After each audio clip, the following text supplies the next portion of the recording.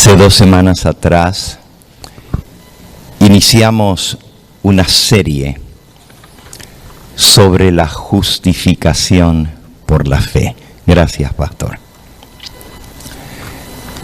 Y esta serie nos va a llevar a lo largo de 7 temas, del cual hemos escuchado solo el primero hace 15 días atrás, ya que el fin de semana pasado este servidor estaba de campamento con la iglesia de Fullerton, pero hoy reanudamos esta serie. El tema de hoy lleva por título 1888, un mensaje enviado del cielo. Y en el tema anterior de esta serie vimos la importancia del año 1888. Nuestra lectura bíblica, que fue leída en Apocalipsis capítulo 18, dice el versículo 1: después de esto, vi a otro ángel descender del cielo con gran poder, y la tierra fue alumbrada con su gloria. ¿Por qué dice aquí en Apocalipsis 18, después de esto vi a otro ángel descender del cielo con gran poder, y la tierra fue alumbrada con su gloria? Mi pregunta es, ¿por qué dice a otro ángel? Obviamente porque había ángeles anteriores a ese. ¿Y cuáles eran los ángeles anteriores a esos?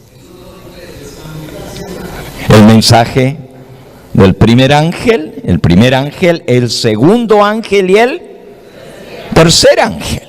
Entonces, si después de esto vi a otro ángel, y ya se había hablado del primero, segundo y el tercer ángel, ¿cuál sería este? El cuarto ángel. Este es el ángel del reavivamiento. Este es el ángel del fuerte pregón. Este es el ángel de la lluvia tardía. Pero hoy vamos a ver todavía como introducción al tema de la justificación por la fe, un poquito de historia, para que entendamos la importancia del mensaje que Dios envió a la iglesia adventista del séptimo día en el año 1888.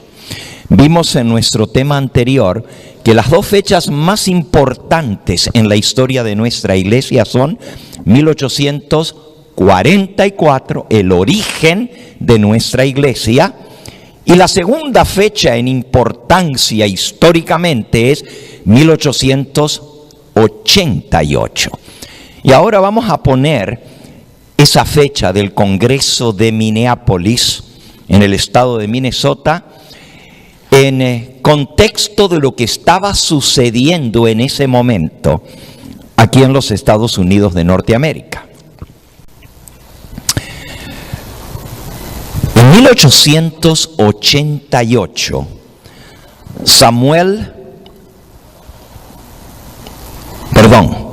10 años antes, en 1878, Samuel Mitchell de Kidman, Georgia, fue el primer adventista del séptimo día en todos los Estados Unidos de ser arrestado con los cargos de haber violado una ley dominical. Eso fue en el año 1878 en el estado de Georgia. Kidman pasó 36 días en la cárcel del condado, en unas condiciones tan terribles, en una cárcel tan sucia y tan húmeda, infectada de ratas, que su salud se corrompió. se quebrantó esos 36 días que pasó en la cárcel. Y unos meses más tarde murió de tuberculosis que había contraído por contagio en la cárcel del condado por haber sido echado allí como violador de la ley dominical en el estado de Georgia. Aquella época, 1880, esto sucedió unos 2 años antes.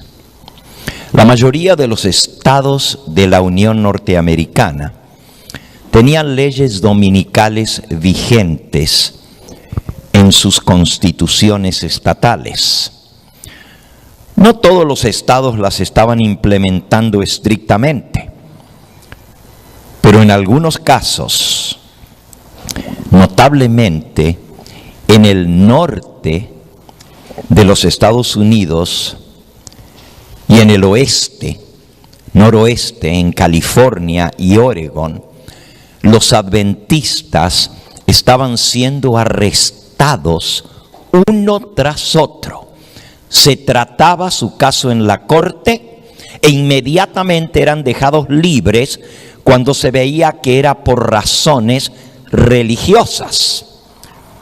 Con el tiempo, la ley dominical que había sido adoptada por el estado de California desde sus comienzos fue repudiada. Y actualmente nuestro estado es uno de los estados en los cuales no rige hoy en día una ley dominical.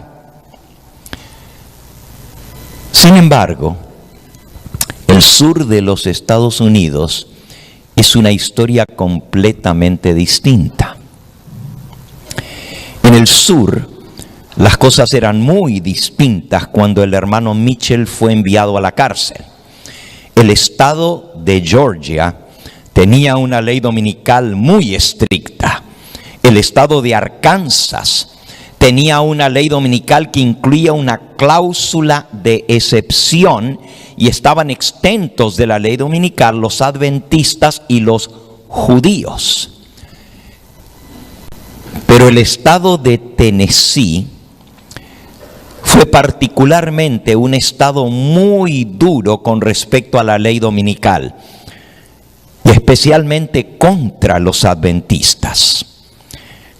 En el estado de Arkansas, 22 adventistas fueron encarcelados por la ley dominical o por violación a la ley dominical en el año 1884. Se les impusieron multas por haber violado la ley. En el estado de Tennessee, el año 1885, William Dorch, el hermano Parker y el hermano Santiago Stem fueron encarcelados. Se les aplicó condena y tuvieron que pagar una fuerte multa, y fueron también condenados a trabajo forzado, atados a cadenas como reos, con esas bolas de hierro que se les coloca en los pies para que no vayan a escapar, y por varias semanas tuvieron que trabajar en trabajos forzados por violar la ley dominical. En el mismo estado de Tennessee, en 1888, y ahora estamos ya en el año del Congreso de Minneapolis, el hermano King fue arrestado mientras estaba recogiendo maíz en su campo en domingo. Se le puso una alta suma de multa, pero al año siguiente, en 1889, el hermano King parece que no había aprendido su lección y estaba trabajando en su plantación de papas en Tennessee y fue arrestado otra vez. Y esta vez el caso se decidió en su contra porque era reincidente. Tuvo que pasar varias semanas en la cárcel. apeló a la corte estatal, a la corte del estado. Y después de un largo proceso, finalmente salió bajo fianza mientras esperaba que su juicio se decidiese.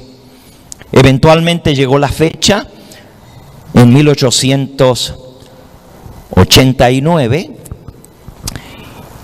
y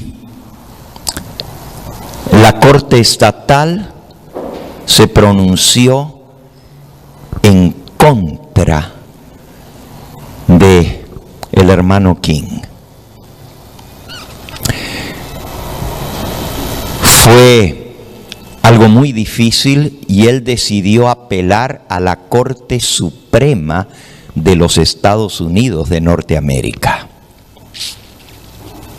Sin embargo, aunque ya tenía fecha para presentar su caso ante la Corte Suprema, en el año 1890 era la fecha, su caso no pudo ser tratado a nivel de Corte Suprema porque el hermano King falleció antes que le llegase su día en la corte. Y el caso murió con la muerte del acusado. 3 años más tarde, 1893, 5 adventistas del séptimo día fueron traídos ante la corte por violar la ley dominical nuevamente en el estado de Tennessee. Y los 5 tuvieron que pasar 6 semanas con trabajos forzados, atados a cadenas. Durante este periodo, y noten que estamos hablando de la misma época, en torno al año 1888, varios senadores y defensores de la ley dominical tuvieron éxito en introducir propuestas de ley en el Congreso de los Estados Unidos para que la ley no dominical se aprobase a nivel nacional. Hasta ese momento, las leyes dominicales eran estatales. De los 13 estados originales con que se fundó esta nación en 1776, 12 de los 13 tenían en su constitución leyes dominicales, haciendo del domingo un día de cesar de trabajar. Y luego, al irse anexando más estados a la Unión Norteamericana, los estados siguieron incorporando leyes dominicales. Pero ahora, en 1888, por primera vez el tema de la ley dominical se lleva ante el Congreso de los Estados Unidos con una propuesta de ley para que la ley dominical se acepte a nivel de toda la nación. Ahora, hermanos, como adventistas del séptimo día sabemos lo que la hermana White dice con respecto a cuando esto suceda, es decir, cuando se apruebe una ley dominical nacional. Cuando la ley dominical sea aprobada, dice la mensajera del Señor que es la señal para el pueblo adventista, como fue en antaño para los cristianos del primer siglo, cuando Roma rodeó de ejércitos y clavó el estandarte romano en el suelo sagrado. Era el momento de huir. Así será para nosotros, y eso está en el libro Eventos de los Últimos Días, en la página 136, como fue la señal preventiva que Jesús dejó a sus discípulos. Así, cuando nuestro país, los Estados Unidos de Norteamérica, apruebe una ley dominical, será para nosotros la señal para abandonar las ciudades e irnos fuera de las ciudades, en preparación para el tiempo cuando nos toque finalmente huir a las montañas. Todo adventista sabe sobre esta señal. Hemos hablado mucho al respecto. Cuando se apruebe la ley dominical nacional, es señal para abandonar las ciudades. Y aunque todavía no hagan cumplir la ley, apenas se apruebe, se nos ha instruido por la mensajera del Señor que no perdamos tiempo en salir. Es más, ella dice que debemos hacer preparativos de antemano, para que cuando llegue ese momento ya sepamos dónde vamos a ir, porque vamos a tener una ventana de respiro, de misericordia muy cortita, muy cortita. Aquí en el libro El conflicto de los siglos se enfatiza el tema de la rapidez con que tendremos que abandonar las ciudades. Dice, la hora aciaga, hablando ahora de cuando los ejércitos romanos sitiaron la ciudad de Jerusalén, en la página 28 y 29 del conflicto. La hora aciaga llegaría presta y repentinamente. Y el Salvador advirtió a sus discípulos: por tanto, cuando viereis la abominación asoladora que fue dicha por Daniel el profeta, que está en el lugar santo, el que lee entienda, entonces los que están en Judea huyan a los montes.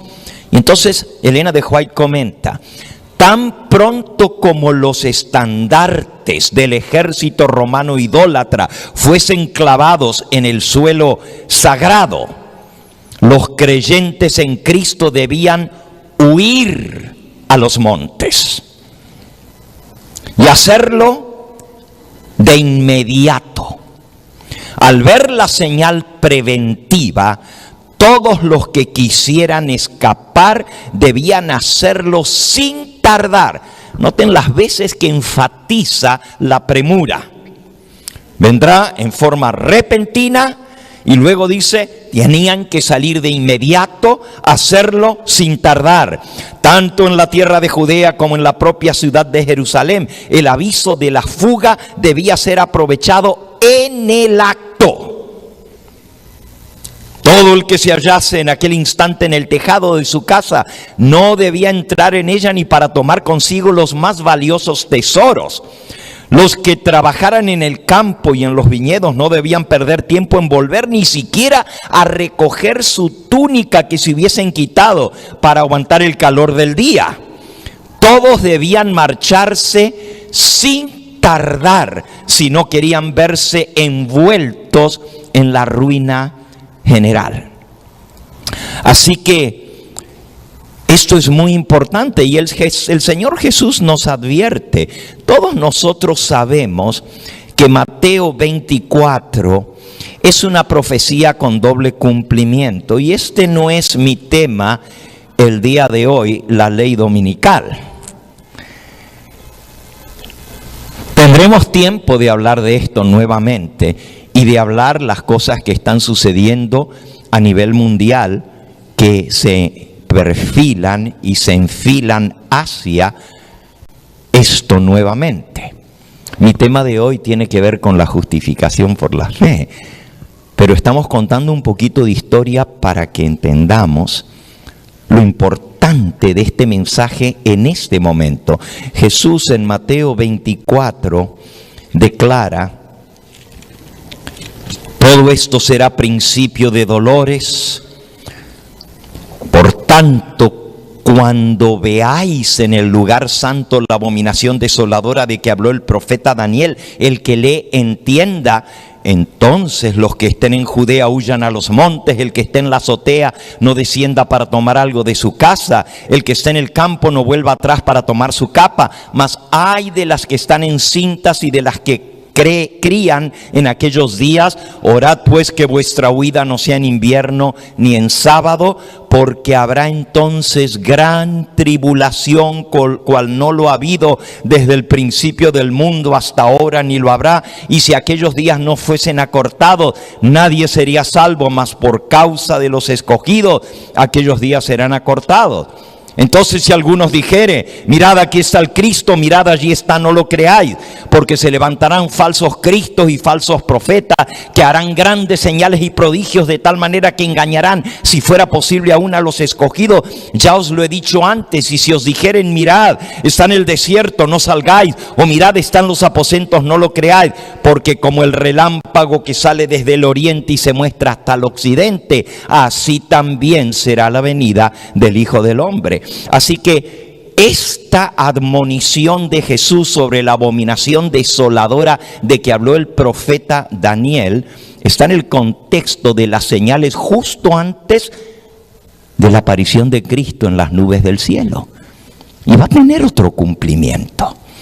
Ya nosotros, al estudiar lo que es la abominación desoladora en la serie que dimos sobre Daniel y Apocalipsis, vimos las pruebas bíblicas, no solamente las citas de la mensajera del Señor mostrando lo que es la abominación desoladora que tiene que ver con la ley dominical, sino con la Biblia demostramos lo que es la abominación desoladora y cómo nuevamente tiene que ver con la observancia del falso día de descanso. ¿Ok? Ahora, nosotros sabemos que eso es lo que va a venir. Recuerden que la ley dominical va a venir en 3 etapas, y eso también lo hemos estudiado. La primera etapa será suave o mild. No sé cómo decir mild en español, o sea, menos estricta, la primera fase. Y muchos van a ser confundidos entonces, porque cuando vean que se pasa la ley dominical a nivel nacional y no comienza la persecución de inmediato, muchos van a decir, el dragón no era tan feo como lo pintaron. Y se van a demorar. Cuando entre la segunda fase, y eso se va a dar porque los movimientos finales serán ¿qué? Rápidos. Se va a dar en corto tiempo. Esa ventanita que tendremos de respiro es el momento para abandonar las grandes ciudades. Y el que no lo haga entonces, después le costará mucho.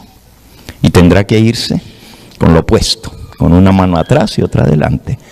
Si no hizo provisión de antemano, ya no se va a poder comprar ni vender. Y los que tienen propiedades y no se deshicieron de ellas a tiempo, pues las perderán. ¿Y dónde van a ir? Por eso Dios nos indica que debemos hacer provisión de antemano. Esa primera etapa todavía, muchos van a decir, pero todavía puedo trabajar. Todavía no están enforzando en el lugar donde yo estoy. Todavía podemos comprar y vender. Y muchos no van a ver la necesidad de la premura en obedecer lo que Dios nos ha dicho. Ahora, ese es un paréntesis un poquito sobre cuando venga la ley dominical. Pero volvamos a la historia. El 21 de mayo de 1888, el senador Henry William Blair, senador representando el estado de New Hampshire, introdujo una propuesta de ley al Congreso de los Estados Unidos. Y el propósito de esta ley era, y por cierto lo tengo aquí delante mío, transcripto de las transcripciones de la primera sesión del Congreso en su 50 etapa. Congreso de los Estados Unidos, 50th Congress, el Congreso número 50 de los Estados Unidos, en su primera etapa. Y está aquí la transcripción palabra por palabra y la propuesta del senador Blair. Uno queda sorprendido de lo que incluye la propuesta. Tiene un montón de artículos, pero uno de esos artículos específicamente dice que el primer día de la semana, comúnmente conocido como Día del Señor, sea un día de descanso obligatorio para promover su observancia como día de adoración religiosa. Era una ley de carácter religiosa, aunque también era una ley de carácter educacional y laboral. Y esos son los otros artículos de la propuesta de ley que se introdujo en 1888. El pastor Alonzo Trevor Jones, y ustedes ya escucharon el nombre de él en el tema anterior, dos hombres a quien Dios usó en el Congreso de 1888. Jones y el otro era el doctor Waggoner. Jones era profesor de la Universidad Adventista, profesor de historia. Y Waggoner era doctor en el sanatorio de Battle Creek.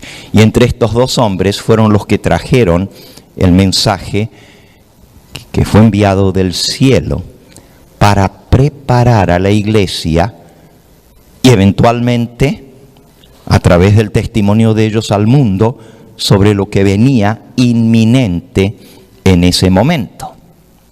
El pastor Jones pidió presentarse ante el Congreso de los Estados Unidos para defender la libertad religiosa y para oponerse directamente a la ley dominical.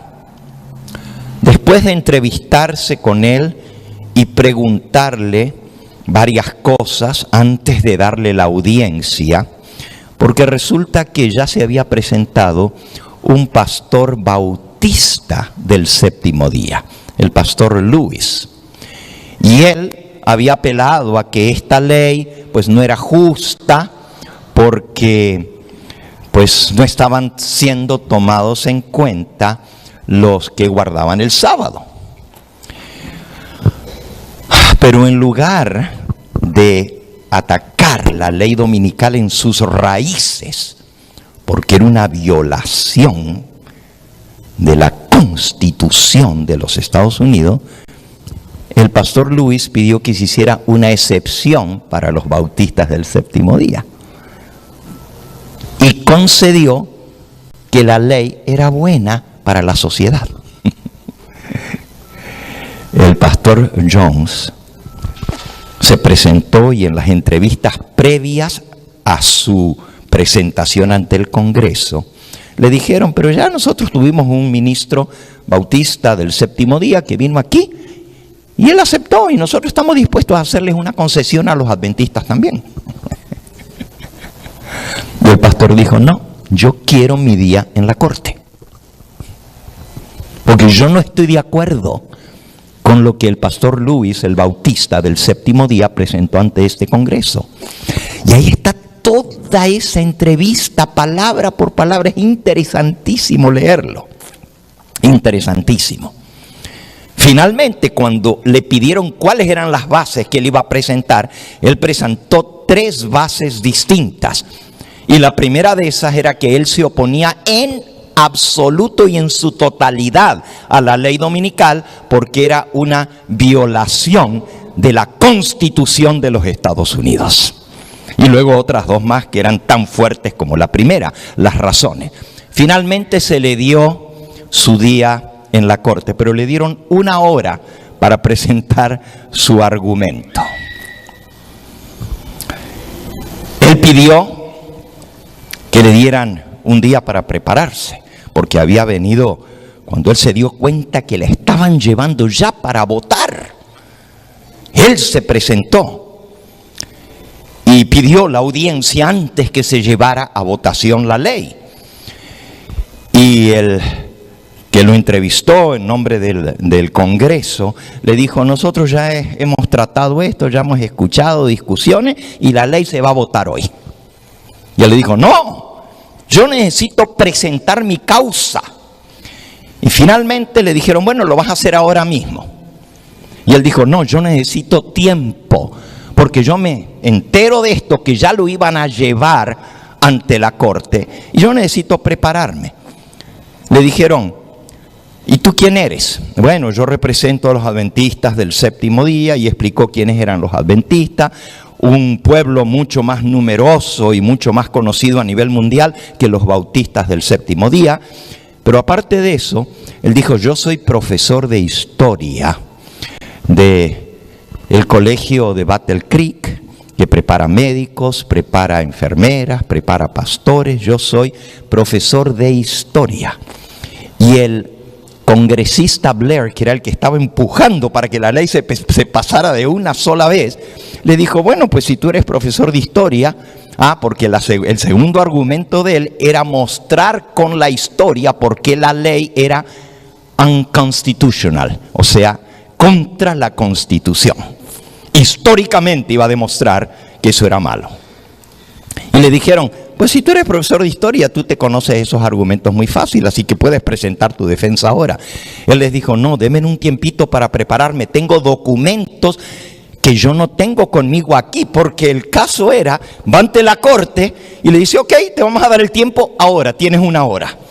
Y dice, no, yo tengo que ir a donde me estoy hospedando aquí en Washington, D.C., porque él venía del estado de Michigan. Yo tengo documentos que voy a presentar ante la corte. Denme tiempo, aunque sea de ir a buscar los documentos. Hubo una discusión y no querían ni siquiera darle tiempo. Dijeron, pues presenta lo que tienes y punto. Pero él apeló. Dios le dio gracia delante de los ojos de esos hombres. Y finalmente le dieron 24 horas. Y al día siguiente reconvino el Congreso en su segunda sesión. Le dieron una hora. Y estuvo 4 horas y media ante el Congreso. Fue tan contundente lo que él presentó y los argumentos que le levantaron fueron fuertes, pero él estaba bien preparado. Y con argumentos legales hizo frente a la ilegalidad de la ley de carácter religioso. Fue una defensa erudita e increíble la que presentó el pastor Jones. Si alguno, por cierto, la quiere leer, está en inglés, pero también ha sido traducida al español en un librito de A.T. Jones, donde está defensa sobre la libertad religiosa. Está publicado por una publicadora aquí en los Estados Unidos que se llama Hojas de Otoño, Leaves of Autumn, y en esa casa publicadora que está en Texas se puede conseguir una copia de la defensa y de los argumentos ante el Congreso de los Estados Unidos del pastor Jones. También la pueden leer en inglés directamente de los archivos del Congreso de los Estados Unidos. Se tomó estenográficamente cada palabra y cada argumento y cada comentario que hicieron los congresistas y cómo respondía el pastor Jones. Miren, hermanos, gracias a la defensa presentada por el pastor Jones, la propuesta de ley no pasó. Fue derrotada, rechazada por el Congreso. Ahora, el senador Blair se quedó con la sangre en el ojo y volvió a introducir una segunda propuesta en enero del año 1889. Pero esta segunda propuesta no era para pasar una ley de carácter religioso, una ley dominical. Porque si lo hacía, no cabía, porque ya esa propuesta había sido rechazada. Propuso una enmienda a la Constitución de los Estados Unidos. Pero miren cómo trabaja Satanás, porque él la tiene planeada. Proponiendo que se permitiese orar en las escuelas públicas y se enseñase religión protestante. Y era una ley de carácter educacional, no religiosa, entre comillas, no religiosa. Que en las escuelas se permitiese orar. Y que también hubiera una materia que los alumnos tuviesen que llevar, que era moral y religión en las escuelas públicas. Qué interesante, ¿verdad? Porque ahorita nosotros sabemos la controversia que hay con respecto a la oración en las escuelas. En este momento, otra vez. Ahora mismo, el coach de un equipo de fútbol norteamericano fue suspendido solo porque se arrodilló y oró. Ahora mismo, esto acaba de suceder esta semana pasada. Y el tema de la oración en las escuelas públicas está candente nuevamente. Eso fue lo que hizo Blair en 1889. El propósito del senador Blair era cristianizar la educación pública en los Estados Unidos. Interesante, porque hoy en día estamos frente a lo mismo.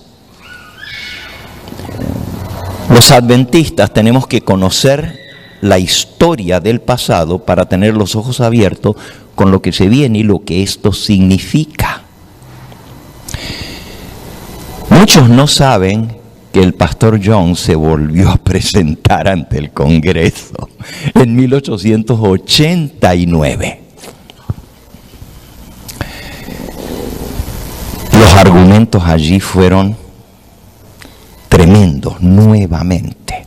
Se levantó a defender como nadie jamás en la historia de Estados Unidos había defendido la constitución de esta nación. Habló de que Dios había levantado a los Estados Unidos de Norteamérica con un propósito de ser defensor de la libertad civil y la libertad religiosa en sus ciudadanos, y que por eso era parte de la primera enmienda de los derechos humanos en la Constitución de Estados Unidos. Fue magistral su presentación. Mostró la separación de la iglesia y del Estado. A mí me fascinó esta semana en preparación a esto leer otra vez los argumentos de Jones ante la corte, no ante la corte, sino ante el Congreso de los Estados Unidos. Y los argumentos en contra que se le levantaron, las objeciones a lo que él decía. Cada punto, Dios iluminó la mente de este hombre de una manera magistral, pero conocía de leyes, conocía de historia, y eso le ayudó tremendamente por estar preparado para defender la Constitución de los Estados Unidos. Ahora, se derrocó la propuesta de la enmienda para poder establecer la oración en las escuelas públicas. Y yo he visto a muchos de nuestros hermanos en las redes pasar un videíto que sigue allí, cómo se ha hecho a un lado a Dios en las escuelas, y por eso está el mundo como está, por eso está la corrupción, por eso está el tema de la identidad de género y todo lo demás, y no hay moral y no hay cristianismo, y eso se debería enseñar a nivel de las escuelas y todo cambiaría. Y hay muchos hermanos que no se dan cuenta que al defender eso están socavando la separación entre la iglesia y el Estado. Y tú me dices, bueno, pastor, pero ¿y qué tiene de malo que se ore en las escuelas públicas? ¿Que no sería bueno eso para que haya un poco de religión? Por lo menos que los niños en las escuelas públicas oigan hablar acerca de Dios. ¿Por qué no? ¿Por qué los adventistas no podemos apoyar algo así, que se establezca la oración en las escuelas públicas? Hermanos, si cedemos en un punto de carácter religioso donde el gobierno se entremeta con los asuntos religiosos, no hay vuelta atrás. Nos comprometemos en otros puntos y destruye la misma base de nuestra defensa. Y tú me dices, bueno, pastor, pero ¿y si la ley dominical va a venir? ¿Por qué nos vamos a oponer a ella? Mejor que venga.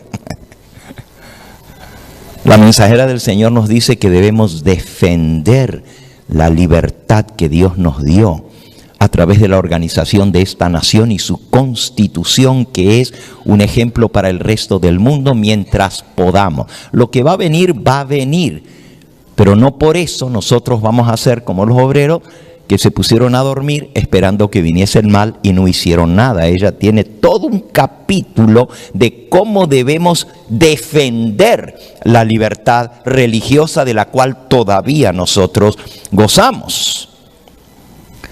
¿Por qué entonces estamos en contra de la oración en las escuelas? ¿Por qué? Imagínense que un maestro se pare ante su clase en una escuela pública y le dice a los niños, ahora, por orden de esta escuela y por ley del Estado, nosotros tenemos que orar. Se dice que bueno, que oren, ¿verdad? Sí, es necesario orar, pero la oración debe ser enseñada por los padres en el hogar. Cada uno debe buscar a Dios individualmente, pero las cosas religiosas no se pueden dar por obligación. ¿Se acuerdan que hace 15 días, cuando hablamos de la ley y la gracia, vimos cómo Dios dio al hombre libre albedrío?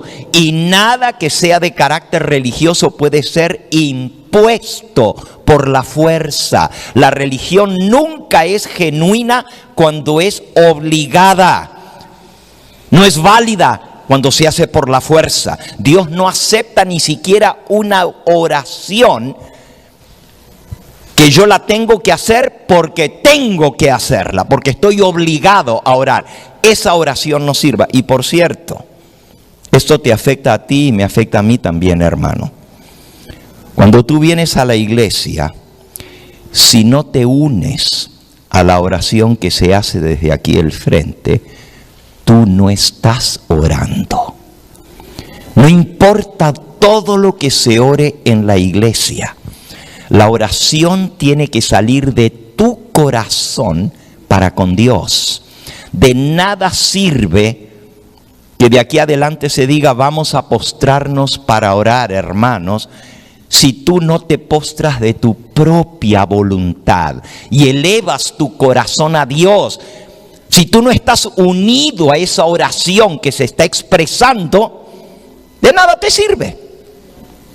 Tiene que salir de tu corazón voluntariamente, por amor a Dios. Bueno, esto fue un paréntesis sobre la oración. Volvamos a la historia. El Congreso de los Estados Unidos estuvo a punto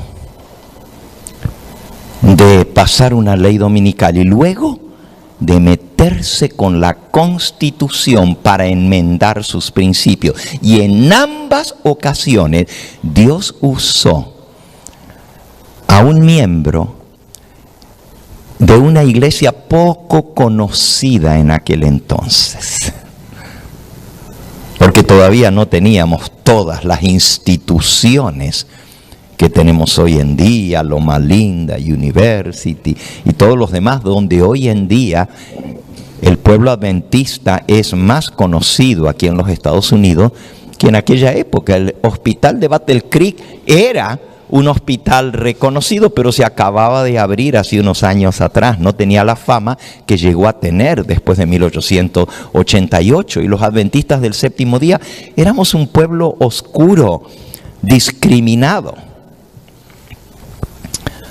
Bueno, si la ley dominical se hubiese pasado entonces, todos nosotros sabemos que con la promulgación de la ley dominical se dispara el gatillo para los eventos finales. Ese es el toque del comienzo de lo que nosotros conocemos como la gran tribulación. Y las profecías comienzan a cumplirse rápidamente una tras otras. Entramos al tiempo de angustia previo y luego con la ley dominical comienza el juicio de los vivos. Todo eso ya lo hemos estudiado nosotros, lo hemos visto en la Biblia, en el espíritu de profecía, como la última prueba por la cual va a pasar el pueblo de Dios antes de ser sellado es la ley dominical. Y eso es lo que va a decidir el destino eterno de las almas. La lealtad a Dios en ese momento se va a simbolizar por nuestra adoración a Él y la aceptación pública en medio de la oposición de su santo sábado, cuando la ley de la nación esté en nuestra contra. Estaremos en el juicio de los vivos, cuando la ley dominical esté en vigencia. Y no hay duda alguna de esto en los escritos del espíritu de profecía. Si no lo creen, busquen en el comentario, en la Biblia de estudio, donde trae el comentario de Elena de White, bajo Apocalipsis 13, donde habla justamente de que nadie va a poder comprar ni vender, sino el que tenga la marca de la bestia. Y allí específicamente la mensajera del Señor dice que la prueba de la ley dominical es la prueba por la cual tiene que pasar el pueblo adventista antes de ser sellado. Será la última prueba que va a determinar su destino eterno. Y una vez que estamos en medio de esa prueba, los hijos de Dios serán probados individualmente. Esto no va a ser algo en masa. El pueblo entero va a enfrentar, primero en los Estados Unidos y después en el resto del mundo, lo de la ley dominical, pero cada uno seremos probados individualmente. Y finalmente, el mensaje será proclamado, el fuerte pregón será dado. Todo esto va simultáneo. El derramamiento de la lluvia tardía, seguido por el fuerte pregón, el último mensaje de amonestación: no reciban la marca de la bestia, no adoren a la bestia ni a su imagen, ni reciban su marca. Hemos predicado eso por años y décadas, pero todavía no hay una ley dominical. Todavía la marca de la bestia no es el sábado. Usted dice, ¿cómo, pastor? El domingo. El falso día de descanso todavía no lo es. Recién va a ser la marca, porque hay hermanos adventistas que dicen, no, nosotros tenemos el sello de Dios porque guardamos el sábado, y los que guardan el domingo tienen la marca de la bestia. Eso no es así. Está muy clarito en el libro Eventos de los Últimos Días que mientras que el domingo no sea establecido por ley obligatoria, no es todavía la marca de la bestia. Entonces, por más que nosotros decimos, no adores a la bestia y a su imagen, ni recibas la marca en su frente o en tu mano, todavía eso no está viviéndose. El fuerte pregón lo va a anunciar como algo que está sucediendo en ese mismo momento. Y una vez que todo el mundo haya hecho su decisión en favor o en contra, entonces la gracia se cerrará y comenzarán a caer las plagas finales. Todo ese proceso, hermano, hemos aprendido nosotros, lleva un poco más de 3 años y medio. Desde la promulgación de la ley dominical hasta la liberación del pueblo de Dios, no la venida de Cristo, pero la liberación del pueblo de Dios, un poquito más de 3 años y medio. Así que los acontecimientos finales serán rápidos. ¿Ok? Ahora, la última etapa de la ley dominical es cuando ya se promulga el decreto de muerte. La primera etapa es más suave, luego ya se comienzan a ajustar las tuercas, los tornillos, se hace más estricta la observancia del domingo y comienzan las multas contra los que guardan el sábado. Y finalmente viene el decreto de muerte.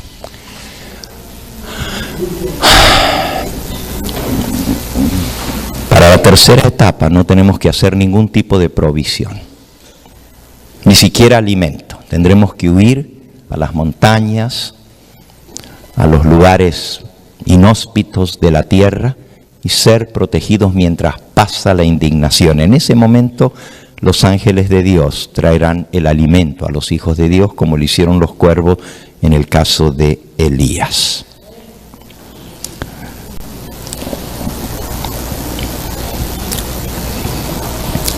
Ahora yo quiero preguntarles a ustedes, hermanos,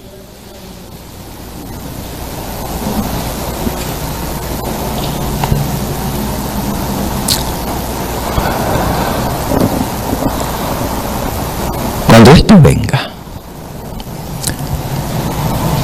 y seamos sellados y nuestro carácter quede determinado por toda la eternidad, ¿estaremos listos? De esto se trata el mensaje de la justificación por la fe. De esto se trata. Hasta ahora hemos visto un poquito de historia de lo que pasó en el pasado. Pero queremos entrar a lo que es el mensaje que va a preparar a la iglesia para dar el fuerte pregón, la lluvia tardía. Y queremos entrar al contenido de ese mensaje. Pero para poder entender el contenido todavía nos queda un pedacito más de historia. La mensajera del Señor escribe en el libro Testimonios para los Ministros en una sección titulada El mensaje de la justificación por la fe. Dice así: el Señor en su gran misericordia envió un muy precioso mensaje a su pueblo por medio de los pastores Waggoner y Jones. Este mensaje había de presentar en forma más prominente al mundo al Salvador levantado, el sacrificio por los pecados del mundo entero. Presentaba la justificación por la fe en el garante, que es Cristo. Invitaba al pueblo a recibir la justicia de Cristo, que se manifiesta en la obediencia a todos los mandamientos de Dios. Pero luego sigue una frase muy interesante: muchos de nuestro pueblo habían perdido de vista a Jesús. Muchos habían perdido de vista a Jesús. Necesitaban dirigir sus ojos a su divina persona, a sus méritos, a su amor inalterable por la familia humana. Todo el poder es colocado en sus manos y Él puede dispensar ricos dones a los hombres, impartiendo el inapreciable don de su propia justicia al desvalido agente humano. Este es el mensaje que Dios ordenó que fuera dado al mundo.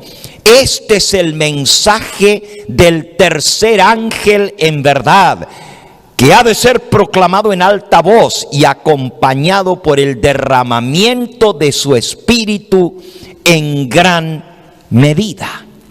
Ahora ya vemos lo que incluye el mensaje dado por Waggoner y Jones, el precioso mensaje que fue enviado del cielo. Pero me voy a detener por un momento en esa frase: muchos habían perdido de vista a Jesús.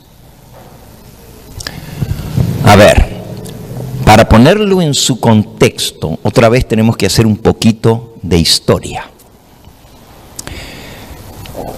La Iglesia Adventista surge con el gran movimiento de Miller proclamando el pronto regreso de Cristo, el mensaje del primer ángel, la hora del juicio de Dios en 1844. Era una fecha señalada por la profecía.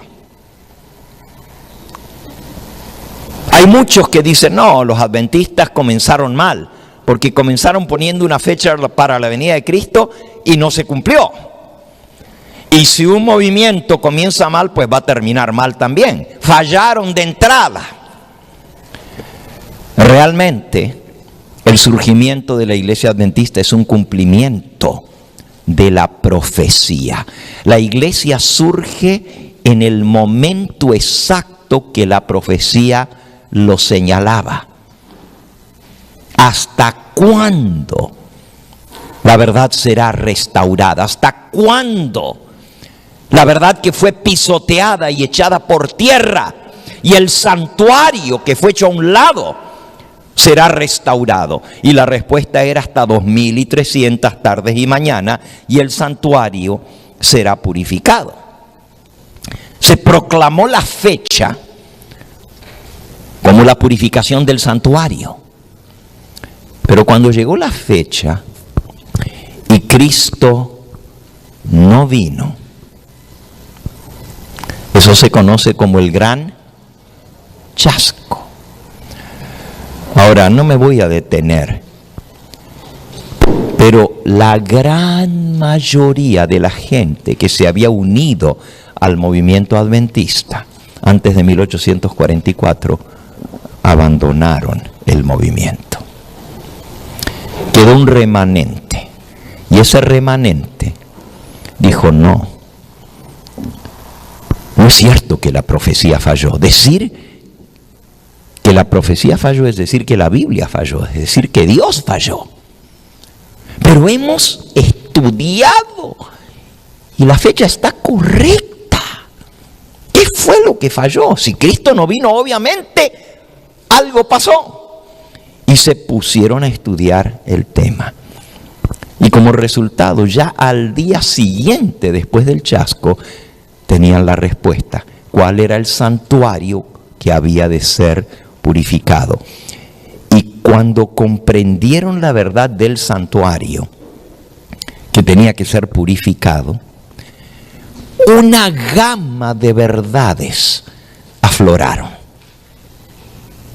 Bueno, si Cristo no vino, porque entró al lugar santísimo a hacer la obra final de juicio, porque es importante este juicio, ¿cómo vamos a ser juzgados? Si Él ya va a venir a dar su recompensa, ¿sobre qué está basado el juicio? Y eso aprendimos hace 15 días atrás, que si bien la salvación es por fe, la salvación es no por obras, sino por la fe en Cristo Jesús. El juicio está basado ¿en qué? ¿O ya se les olvidó el tema? La salvación es por fe, pero el juicio ¿sobre qué está basado? Sobre las obras. Cada uno será juzgado según sus obras. Y aprendimos que el juicio está basado en las obras porque las obras demuestran que la fe es genuina. Es el fruto de la fe. Porque muchos pueden decir, yo creo, yo tengo fe, pero si esa fe no obra por el amor y transforma tu vida, no es fe genuina. La fe sin obras es ¿qué? Muerta. Eso ya lo aprendimos. Entonces, cuando encuentran la verdad del juicio, encuentran también la verdad de la ley de Dios, porque Jesús está en el lugar santísimo. ¿Y qué hay en el lugar santísimo? Estudian el santuario del Antiguo Testamento, que era una maqueta, algo simbólico del gran santuario donde Cristo ministra, y descubren que en el lugar santísimo está el arca del pacto que contiene los 10 mandamientos. Descubren la verdad del sábado. Y ahora se dan cuenta que sin saberlo habían estado transgrediendo un mandamiento de la ley de Dios. Cuando la verdad del sábado llega a ese grupo de creyentes, comienzan a restaurarse las otras verdades. Bueno, si hay un juicio, entonces no puede ser que la gente al morir ya se vaya al cielo o se vaya al infierno, como todos ellos creían de las iglesias de donde ellos venían. ¿Cómo van a estar ya en el cielo si ahora recién Jesús ha comenzado el juicio en el cielo? Y eso los lleva a descubrir la verdad del estado de los muertos, la no inmortalidad del alma, y que todos están durmiendo hasta ese día cuando Jesús venga a dar su recompensa. Unos para vida eterna y otros para condenación, pero que mientras tanto los muertos están dormidos, descansando, no son juzgados en el momento en que mueren y se van al cielo, se van al infierno, sino que están esperando la recompensa final. Y esa verdad es restaurada y otras verdades más. Bueno, resumiendo todo eso, se forma la base de lo que son los pilares del pueblo adventista. Las verdades fundamentales que nos hacen un pueblo diferente, un pueblo con un mensaje, un pueblo con una misión, y es proclamar la última verdad, la suma más grande de verdades, las verdades restauradas que habían sido hechas a un lado por siglos, y ahora Dios tuvo a bien revelar a su pueblo y se comienza a proclamar esa verdad. Y ahora voy a la frase: muchos habían perdido de vista a Jesús. Miren lo que pasó. Como todos aquellos que quedaron y fueron los pioneros de la iglesia adventista, venían de otras denominaciones religiosas.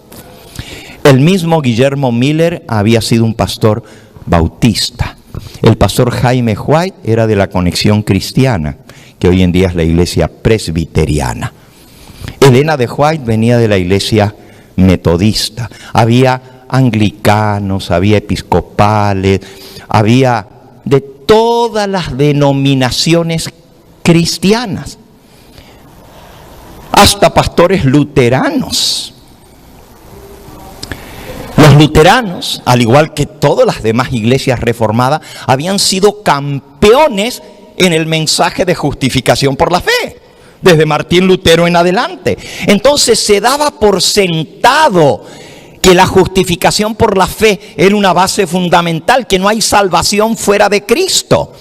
Pero lo que faltaba era la verdad que fue restaurada. Comenzó esa restauración con Martín Lutero y Calvino y todos los demás.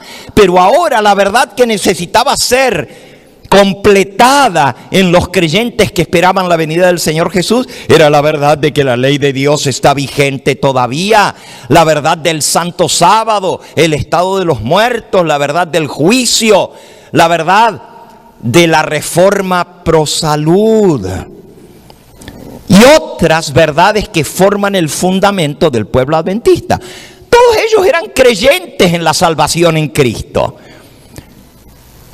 Pero como los que se estaban convirtiendo eran personas que venían de las otras denominaciones, el énfasis era darle el toque final. Ya creían en Cristo, ya eran cristianos, ya habían aceptado a Jesús como su Salvador personal. Le faltaba conocer estas otras verdades. Y en las primeras décadas del adventismo, el énfasis era doctrinal y específicamente la ley de Dios no fue abolida, no fue clavada en la cruz como el mundo evangélico enseña. El sábado no fue cambiado, todavía es el día del Señor. Le faltaba ese toquecito para aceptar el mensaje final. Y las predicaciones adventistas giraban en torno a eso, a la ley y al sábado, porque se daba por sentado. Porque América en esa época era protestante. Muy poco se predicaba de la salvación a través de Cristo. Es más, si yo le sigo leyendo, y el tiempo ya se me fue, pero si yo le sigo leyendo ahora, allí del libro Testimonios para los Ministros, donde estábamos leyendo, ella sigue diciendo que los sermones adventistas eran ley y sábado, sábado y ley y sábado, y muy poco de Jesús. Muy poco de Jesús. El énfasis estaba en la ley, pero habían perdido de vista a Jesús. Y con el correr de los años comenzaron a entrar en la iglesia adventista personas que no venían de ser cristianos entregados en sus iglesias a Dios. Venían gente que no tenían ninguna religión o que se habían apartado. Gente que podríamos decir gente cruda. Y esa gente recibía sermones de la ley, sermones del sábado, del estado de los muertos, de la reforma pro salud, el mensaje de los 3 ángeles, temed a Dios, adorad al que hizo el cielo, la tierra y el mar. Las doctrinas falsas de Babilonia, salgan de Babilonia. ¿Qué es Babilonia? Pues la iglesia madre y todas sus hijas. ¿Por qué? Porque guardan el domingo, porque tienen todas estas doctrinas falsas. Y el mensaje del tercer ángel, cuidado con la bestia y su imagen y su marca. Ese era el mensaje adventista que recibían, pero muy poco de Jesús. Porque lo tomaban por sentado. Dios manda un mensaje precioso a través de sus mensajeros, Waggoner y Jones. Era un mensaje que estaba diseñado por Dios para despertar al pueblo adventista, pero sobre todo para lograr que obtuvieran la experiencia necesaria para pasar por lo que venía. Ahora miren cómo Dios mira las cosas. Él está mirando desde el cielo. Él ve lo que está sucediendo aquí en los Estados Unidos, como aún los adventistas están siendo enviados a la cárcel por guardar el sábado. Él ve lo que está pasando en el Congreso de los Estados Unidos. Dios dice, ¿qué puedo hacer para despertar a mi pueblo? Él permitió la persecución como en la iglesia primitiva. Porque todos estaban centrados en Jerusalén, pero cuando vino la persecución fueron esparcidos y proclamaron el mensaje por todas partes. Entonces Dios permite para despertar al pueblo que venga el sacudón, pero lo que les va a dar la seguridad es el mensaje de que son aceptos y recibidos no por lo que ellos son, sino por lo que Cristo ha hecho por nosotros. El mensaje de la justicia de Cristo es el que tenía que ser proclamado. Ese era el mensaje. Ahora, miren lo que pasó. Y aquí viene lo más triste, y con esto voy a terminar hoy la parte de historia, porque esta tarde vamos a entrar directamente al mensaje de la justicia de Cristo.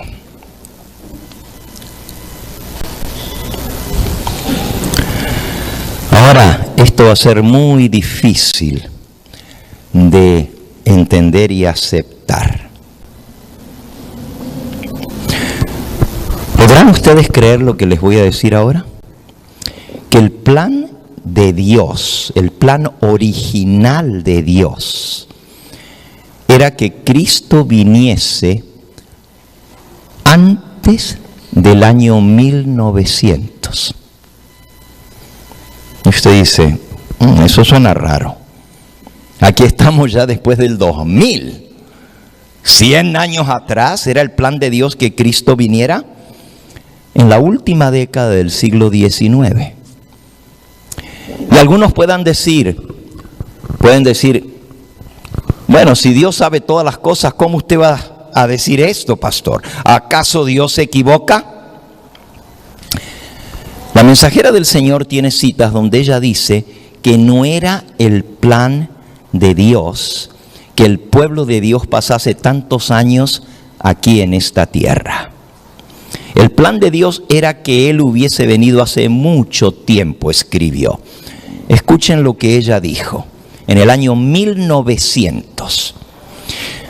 Mi corazón está pesadumbrado porque todavía estamos aquí, pudiendo estar ya en el reino de los cielos.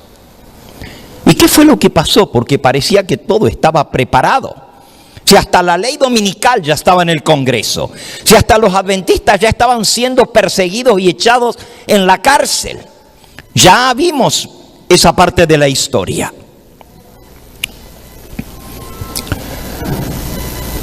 Le preguntaban a Jones: pero pastor, ¿por qué usted fue a atacar la ley dominical? Si eso es lo que estamos esperando para que vengan los eventos finales. ¿Saben lo que él respondía?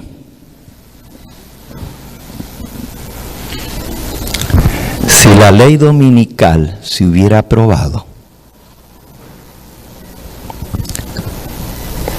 muy pocos adventistas hubieran sido salvos. La iglesia no estaba preparada. La mensajera del Señor escribió: estamos en la frontera misma de la Canaán celestial, estamos en las puertas de la eternidad. No pasará mucho tiempo antes que el Señor Jesús regrese. Y eso ella lo dijo en 1885. ¿Y cómo todavía estamos aquí? Casi 140 años después. ¿Cuál es la respuesta a esta pregunta, si ese realmente era el plan de Dios? Y no crean que yo estoy triste porque Él no vino. En esa época, cuando Dios tenía planeado venir. Porque si hubiera venido entonces, yo no hubiera nacido. Y ustedes tampoco. Y no tuviera la oportunidad de vivir eternamente con Jesús.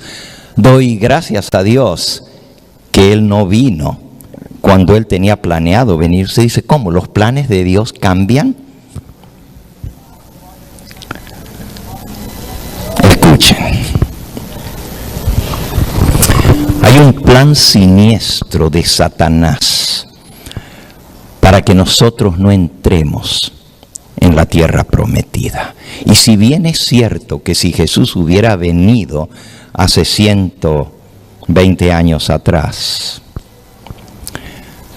tú y yo no hubiéramos tenido oportunidad de salvación, también es cierto que la mayoría de esa generación se perdió para la eternidad. Y esta es la parte triste de la historia. Miren, mis abuelos estaban vivos en 1888.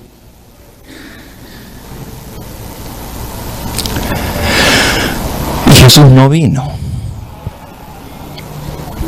¿Qué fue lo que pasó? ¿Qué fue lo que pasó? Seamos sinceros, hermanos. Si hubiéramos vivido allá por aquella época, si usted se le acercaba al pastor Jaime White, el esposo de Elena White, por allá por 1850, y le dijese: Pastor White, esperábamos que Cristo viniera en 1844, pero no vino. Ahora entendemos que no vino porque Él pasó al lugar santísimo a hacer la obra final de juicio, para entonces poder venir a la tierra. Pero Pastor White, ¿cuánto tiempo cree usted que le tomará al Señor terminar el juicio allá en el cielo? ¿Cuánto faltará realmente para que Él venga?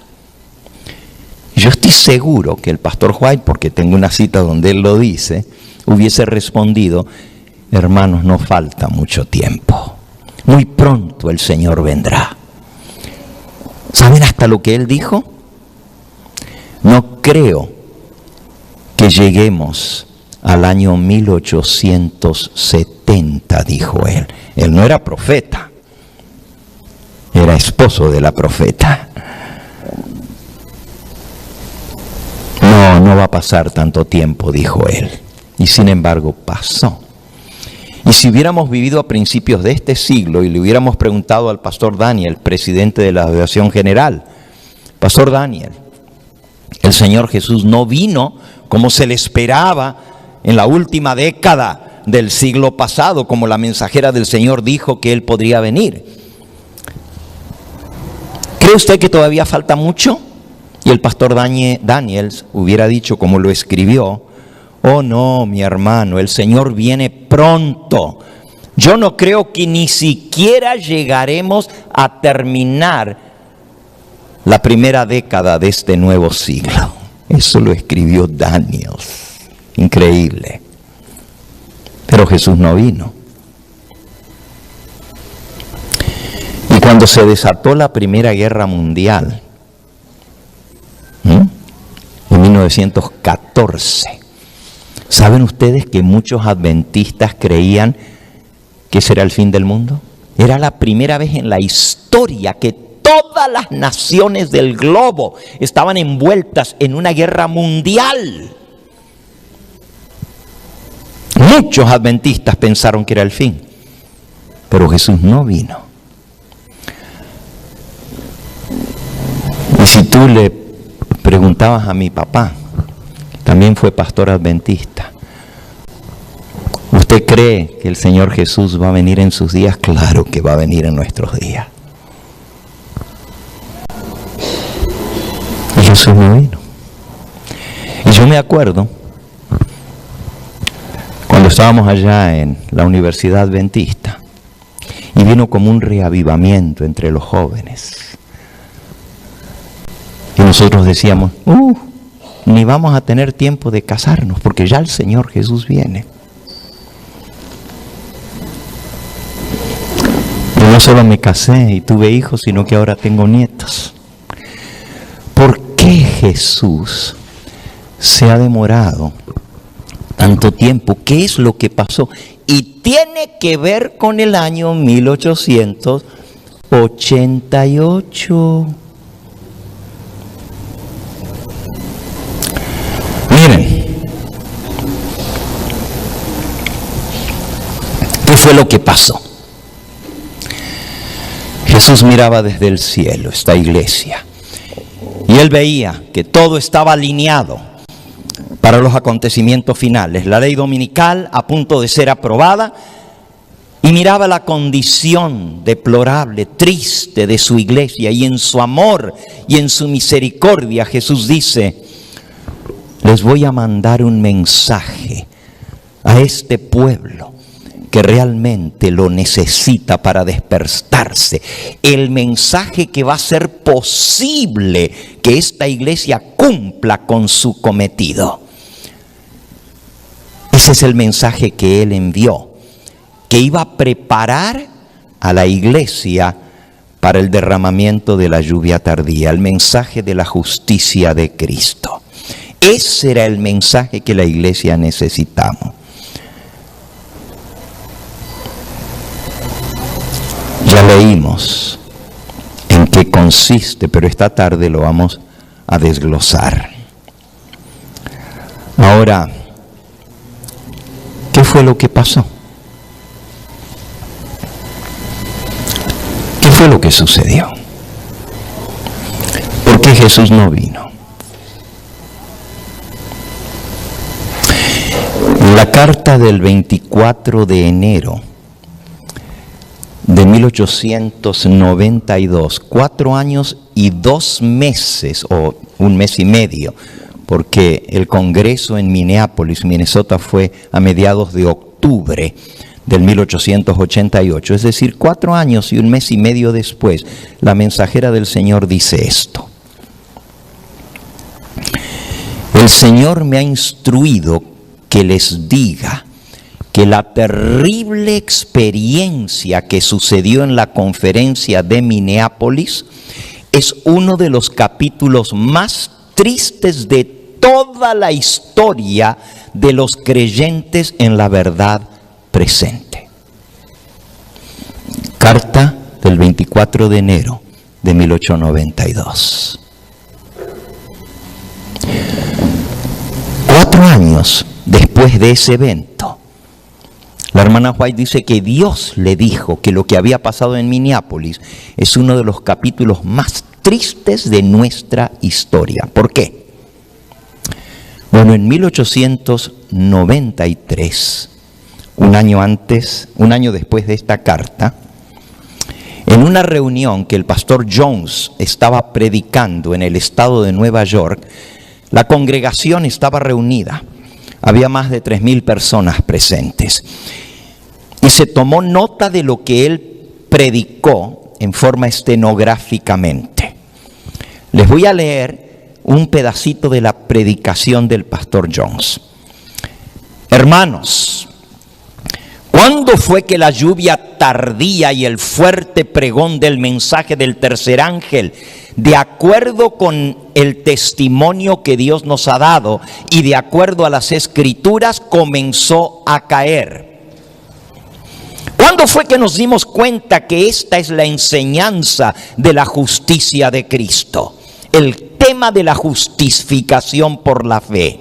Ahora, hermanos, ¿cuándo nos llegó este mensaje de la justicia de Cristo a nosotros como pueblo adventista?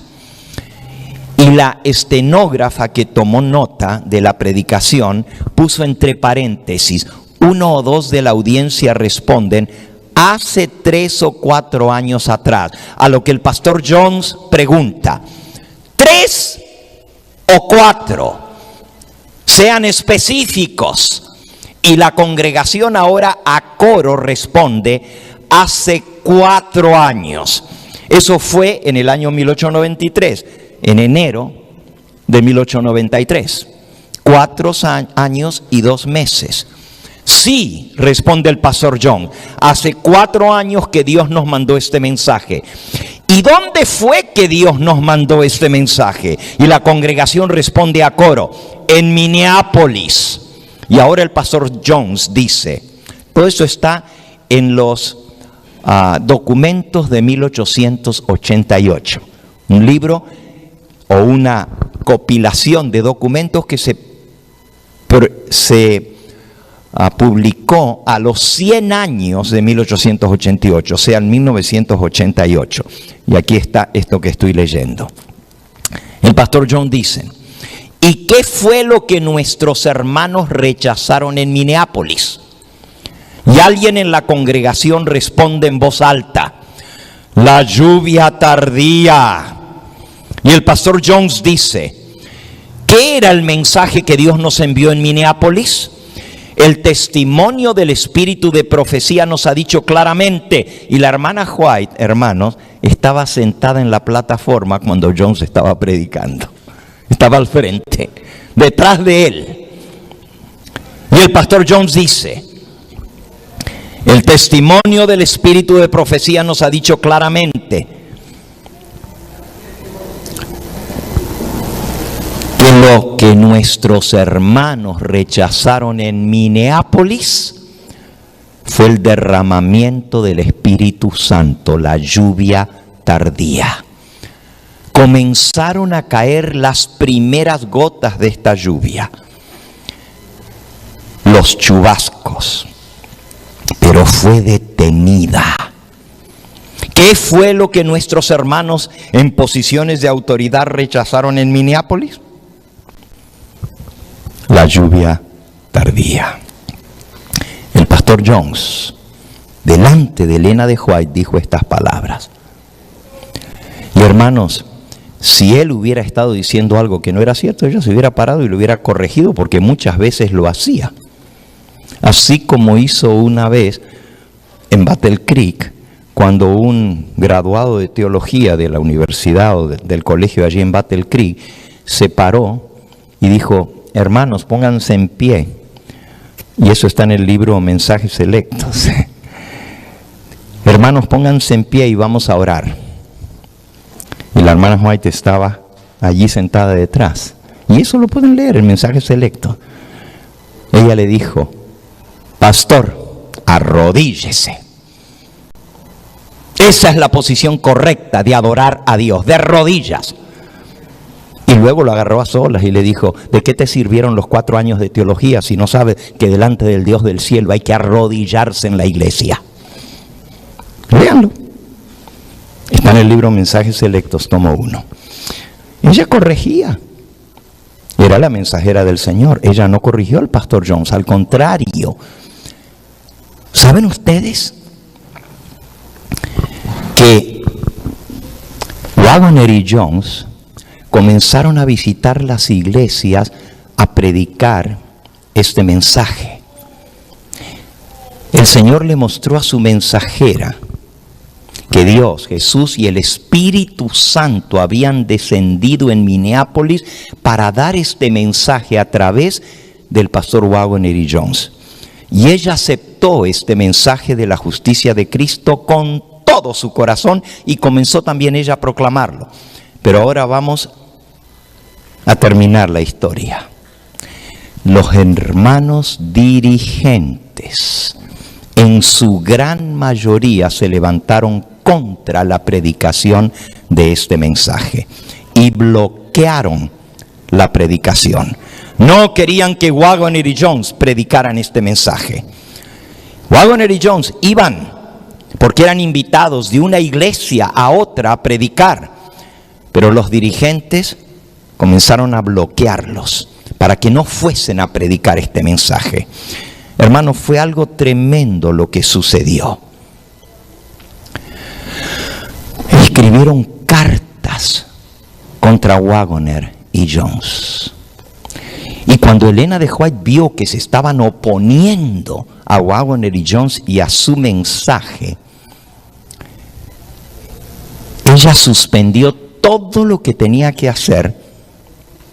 Estaba escribiendo el libro Patriarcas y Profetas en ese momento y suspendió la escritura de ese libro tan importante para acompañar a Waggoner y Jones, donde eran invitados, y ella predicaba un mensaje, el pastor Waggoner predicaba otro y el pastor Jones predicaba el otro en el mismo púlpito, en el mismo momento. Le llamaban el trío dinámico. El trío dinámico, Elena de White, Waggoner y Jones.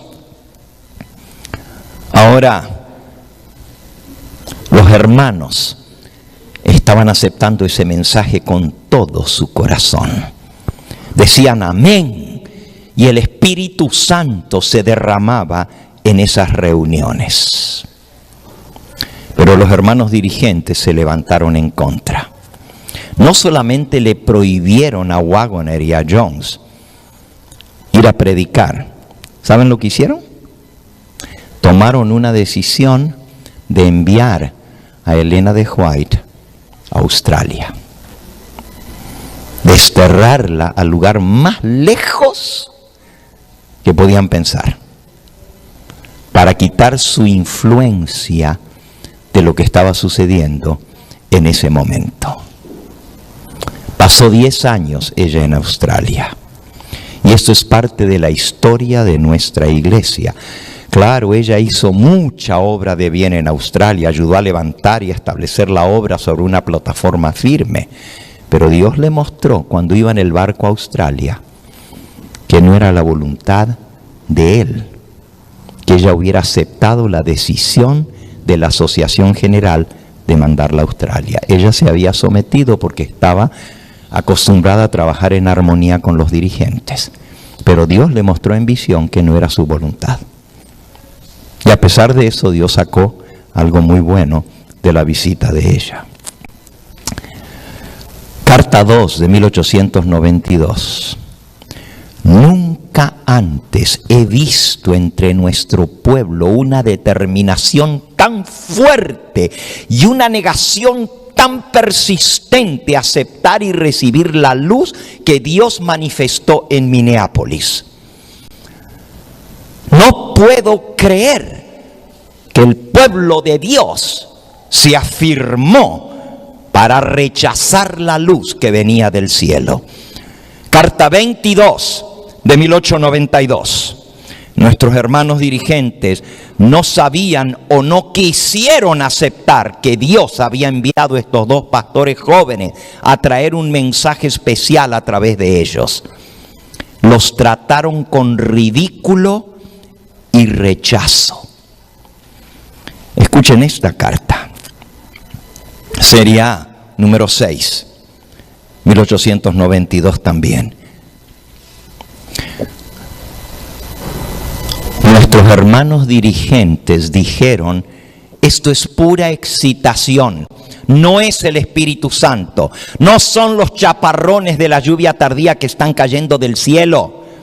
Así fue como sus corazones se llenaron de duda y no recibieron el Espíritu Santo porque tenían celo en sus corazones contra los que predicaban la verdad. Tenían agridez en su corazón contra estos pastores jóvenes que daban el mensaje de Dios. Decían en su corazón: ¿por qué habría de pasarnos por alto el Señor a nosotros, hombres de experiencia, para traer el mensaje a través de estos obreros jóvenes y sin experiencia? Declararon en su corazón y en su alma y por palabras que las manifestaciones del Espíritu Santo eran fanatismo. Los llamaron fanáticos y heréticos. Se pararon como una roca. Las ondas de la misericordia divina estaban fluyendo todo a su alrededor. Todo el universo del cielo fue testigo de la manera horrenda con que el pueblo adventista trató a Jesús en 1888 en la persona del Espíritu Santo. Así como el Sanedrín, los dirigentes del pueblo de Dios trataron a Cristo cuando estuvo en esta tierra, así los hermanos dirigentes trataron al Espíritu Santo cuando Cristo lo envió en representación suya a Minneapolis. Si Cristo se hubiera aparecido en persona, lo hubieran tratado igual como lo trataron los judíos cuando fue condenado por el Sanedrín. Nuestros hermanos resistieron la obra del Espíritu Santo, agraviaron el Espíritu de gracia, y la lluvia tardía que había comenzado a caer se detuvo. El Espíritu Santo fue agraviado, se contristó y regresó de donde había sido enviado sin derramar la lluvia que traía. ¡Wow! Por eso Elena de White le llamó el capítulo más triste de la historia de nuestro pueblo. Ahora, estas cosas se escribieron para nuestra admonición. ¿Saben ustedes que fue tanta la oposición que mandaron cartas a todas las iglesias en todos los estados diciendo que no les permitieran el púlpito a Waggoner y a Jones? Les cerraron las puertas. ¿Y por qué se opusieron al mensaje? ¿Saben lo que decían los dirigentes? Este mensaje es herético porque eleva de tal manera a Cristo y hace a un lado la ley. Si somos salvos por gracia, y si las obras no son las que producen nuestra salvación, eso es pisotear uno de los pilares de la fe adventista, que es la santa ley de Dios. Si este mensaje se sigue predicando, vamos a ser igual que las iglesias evangélicas. No podemos permitir esto. Hoy en día nosotros conocemos el mensaje de la salvación por Cristo y entendemos la relación entre la ley y entre la gracia, entre la salvación por fe y el juicio por obras. Hoy nosotros lo comprendemos, pero en ese momento los que lo predicaron fueron atacados como herejes. Se les quitaron sus credenciales. Y aunque ustedes no lo crean, los dos pastores usados por el cielo para dar el mensaje de la justicia de Cristo terminaron fuera del pueblo adventista. 10 años antes, Elena de White había escrito: que los mensajeros que Dios usó 10 años antes de eso terminen fuera por el trato que han recibido, eso no quiere decir que el mensaje no venía del cielo. Era el mensaje de Dios y es el mensaje que ha de preparar al mundo para el derramamiento de la lluvia tardía. Con este contexto, cuán importante es que entendamos este mensaje. Es el que va a producir el cambio en nosotros, el que nos va a sacar del estado de la odisea, lo que va a traer el zarandeo dentro de la iglesia. El testimonio directo que exige el consejo que el testigo fiel dio a la iglesia de la Odisea: que de mí compres oro refinado en fuego y vestiduras blancas, la justicia de Cristo, para que cubra tu desnudez, y unge tus ojos con colirio para que veas. Ese mensaje, al ser proclamado en la verdad prístina del mensaje del tercer ángel, en el contexto de la justicia de Cristo, hará la obra para la cual Dios lo envió. En este momento hemos de concluir aquí. No me gusta terminar con un sermón de pura historia. Ustedes saben que lo mío es la palabra de Dios y compartir. Y en eso vamos a entrar de ahora en adelante, de esta tarde en adelante, vamos a entrar a estudiar paso por paso lo que es el mensaje que Waggoner y Jones dieron al pueblo adventista.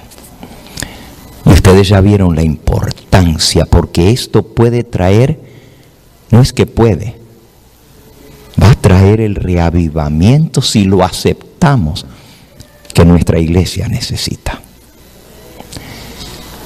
Cuidado, no sea que nos pase lo mismo que la iglesia en 1888. No sea que otra vez rechacemos el mensaje del cielo. El Señor quiere nuestra salvación. Él nos ama. Él no quiere que ninguno perezca.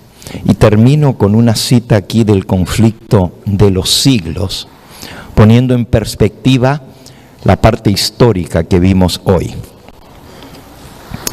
Dice la mensajera del Señor en el conflicto, en la página 500.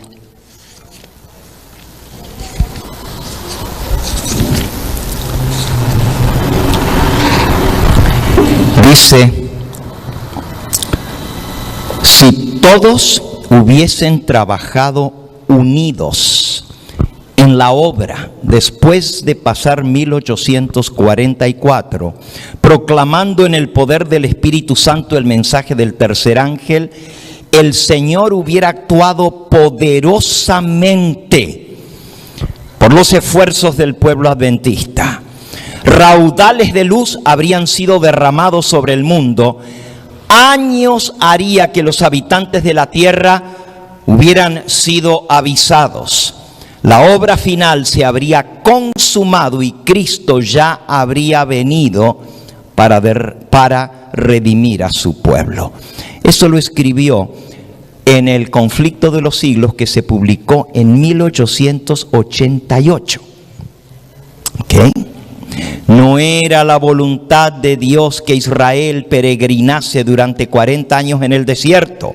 Lo que Él quería era conducirlo a la tierra de Canaán, establecerlo allí como pueblo santo y feliz. Pero no pudieron entrar por causa de incredulidad. Perecieron en el desierto a causa de su apostasía. Toda esa generación quedó postrada en el desierto y otros fueron suscitados para entrar en la tierra prometida. Y ahora miren cómo termina. Asimismo, no era la voluntad de Dios que la venida de Cristo se dilatara tanto tiempo y que el pueblo permaneciese por tantos años en este mundo de pecado e infortunio. Pero la incredulidad los separó de Dios. Como se negaron aceptar el mensaje que Él les envió, hacer la obra que les había sido señalada. Otros fueron llamados para proclamar el mensaje. Por misericordia para con el mundo, Jesús difiere su venida para que los pecadores tengan oportunidad de oír el aviso y de encontrar amparo en Él antes que se derrame la ira de Dios. ¿Por qué estamos aquí todavía? El apóstol Pedro dice: el Señor no retarda su promesa como algunos la tienen por tardanza, sino que es paciente para con nosotros, no queriendo que ninguno perezca, sino que todos procedan al arrepentimiento. En los planes de Dios había un plan inicial. Y Dios, en su misericordia, porque la iglesia no estaba preparada, y Dios les mandó el mensaje que habría de prepararlos y manifestar la gloria de Dios, y la iglesia lo rechazó. Ahora, todavía estamos aquí, y el mismo mensaje que Dios envió es el mensaje que puede hacer la obra en nuestros corazones. Dios no necesita millones para terminar su obra. Él necesita un remanente fiel que se consagre de todo corazón a Él, que acepte de todo corazón el mensaje de la justicia de Cristo, que ha de transformar su vida y se ha de manifestar en la obediencia a todos los mandamientos de Dios, como ya leímos. Y entonces, cuán pronto se terminará la obra, el mundo será advertido y Jesús vendrá a buscarnos como suyos. No es para siempre que Dios va a postergar su venida a esta tierra. Él espera de ti y de mí. Y llega el momento cuando Dios conmigo o sin mí, y contigo o sin ti, finalmente va a decir: llegó el tiempo, vámonos a casa. El que esté listo, que se venga. Y el que no está, se quedará aquí. Pidámosle al Señor que a través de esta serie que hoy damos en su segundo tema, en total son 7, vamos a dedicar 5 temas a estudiar cuál es el mensaje de la justicia de Cristo proclamado por Waggoner y Jones. Que este mensaje traiga el reavivamiento en mi vida y en la tuya. Siendo que Dios espera por ti, ¿qué le respondes? ¿Estás dispuesto? ¿Estás dispuesto a aceptar lo que Dios te pide? Quizás hay alguno en esta hora que aún no ha tomado la decisión más importante en su vida, y es aceptar a Jesús como su único y suficiente Salvador. Confiar en sus méritos para el perdón de sus pecados. Y Él está tan dispuesto a darte ese perdón hoy, como lo estaba el día en que se entregó, abriendo sus brazos entre cielo y tierra para entregar su vida por ti.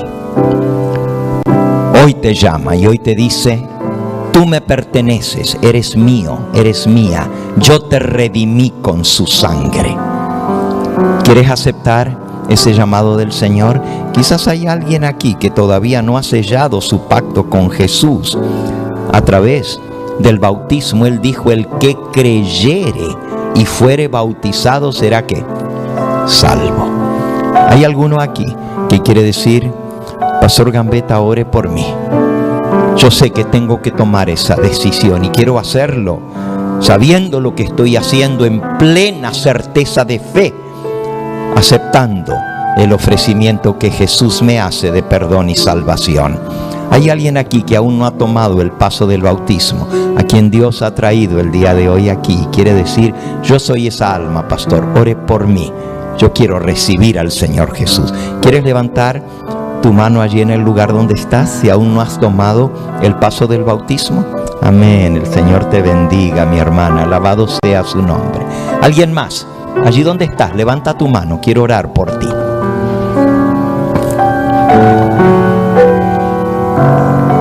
Jesús lo hizo todo por ti. Lo único que tú tienes que hacer es recibirlo, aceptarlo. ¿Hay alguno más aquí presente que quiere decir, pastor, yo ya fui bautizado en otra iglesia, pero he estado conociendo esta verdad preciosa a través del canal, a travez de la predicación, y mi corazón rebosa de gozo al escuchar este mensaje? Yo quiero ser parte de este pueblo. ¿Hay alguien aquí que viene de otra iglesia? ¿Quiere levantar su mano y decir, ore por mí, pastor? Amén. El Señor te bendiga. Gloria a Dios. ¿Alguien más? No te dé vergüenza levantar tu mano. Jesús dice, el que se avergüenza de mí delante de los hombres, yo me avergonzaré de él delante de mi Padre. Pero el que delante de los hombres me confiesa, yo confesaré su nombre delante de mi Padre y de los santos ángeles. Si tú me estás viendo a través de la pantalla, donde quiera que estés, el Espíritu Santo está tocando tu corazón. Quiere derramar la lluvia temprana en tu vida para que estés preparado para recibir la lluvia tardía, el derramamiento pleno del Espíritu Santo. Allí donde estás, a través de la pantalla, quizás en un teléfono, en un celular, o por el canal de televisión, el Espíritu Santo te está hablando. Dile, sí, Señor, quiero, no endurezco mi corazón. Y allí donde estás, voy a orar por ti, para que el que comenzó la buena obra la concluya en el día de la redención. Vamos a ponernos en pie y aquellos que me están viendo, les pido que se unan a nosotros en esta oración pidiendo el perdón por nuestros pecados y orando especialmente por aquellos que no han tomado este paso, para que al tomarlo sean llenos del Espíritu Santo. Arrodillémonos para orar.